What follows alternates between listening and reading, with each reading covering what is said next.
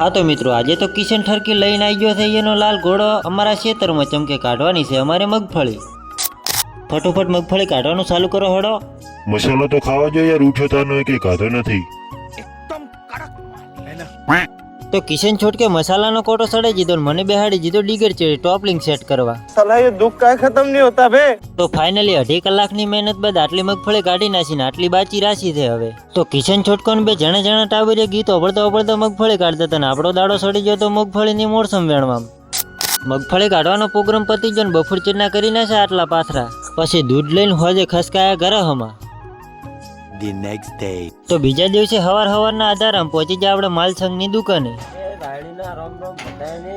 હા તો મિત્રો, નવા વર્ષના રોમ કહીને પી લીધી ગરમા ગરમ ચા. પછી આવી જાય આપણે ખેતરમાં ચમકે કરવાના છે મગફળીના પાથરા. બપોરે સુધી આટલા પાથરા કરીને ખસકાયા ગરહમાં પેટનો ખાડો પૂરવા. પછી બપોર ચીરના બેસી જાય મગફળીનું દયણું કરવા.